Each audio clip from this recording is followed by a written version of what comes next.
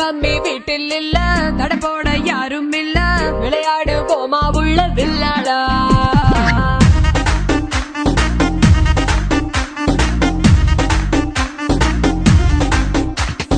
மைதானம் தேவையில்ல, அம்பயரும் தேவையில்ல, யாருக்கும் தோல்வி இல்ல வில்லாடா.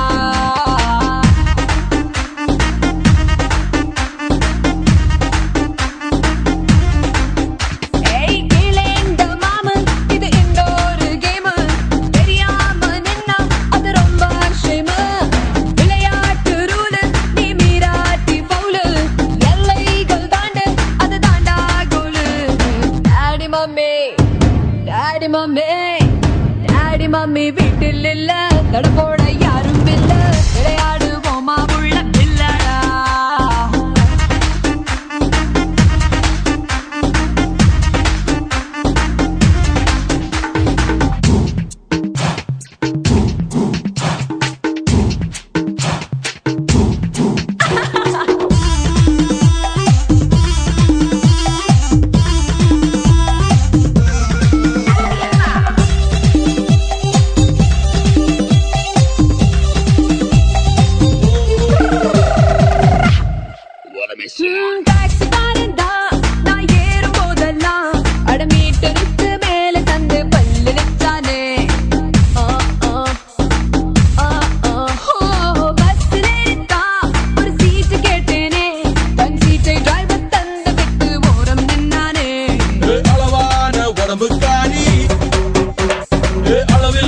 கொழுப்புக்காரி அளவான உடம்புக்காரி, அளவில்லா கொழுப்புக்காரி, இருக்குது இருக்குது வாடி உனக்கு ராத்திரி கச்சேரி.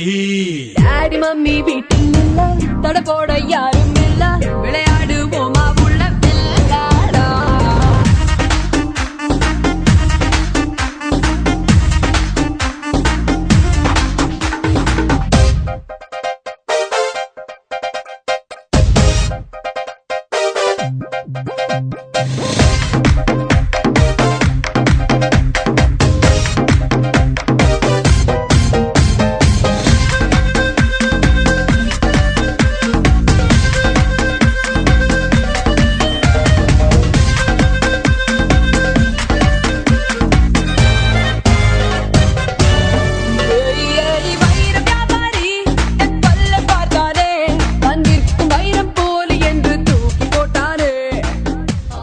Disons qu'on a eu une première mi-temps qui est assez difficile par rapport à la zone de lutte où, contrairement aux 4-5 derniers matchs, on n'a pas trouvé la solution à distance.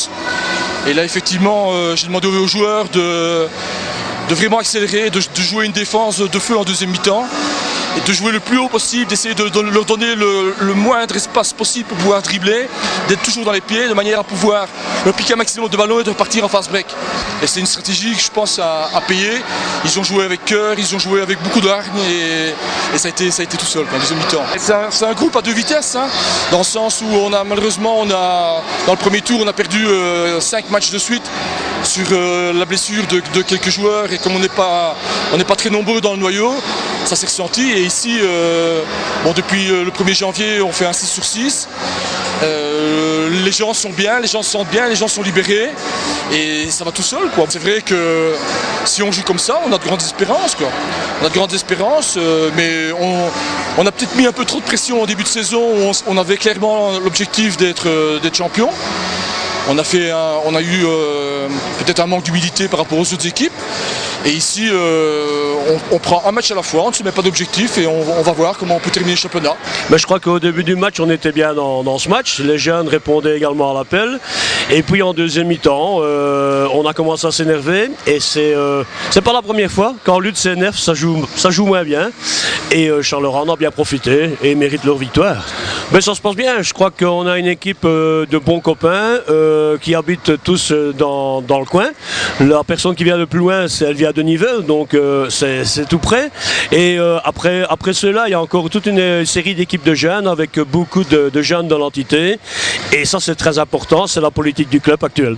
Les attentes pour la saison, que ce soit en P2, en P3, en P4, c'est de faire un bon championnat. De temps en temps, créer une petite surprise, comme on en a déjà fait cette année-ci, et continuer comme ça, avec l'ambiance familiale qu'il y a dans le club. Et d'ailleurs, je fixe rendez-vous à tout le monde au souper du club qui aura lieu le 13 mars. Voilà.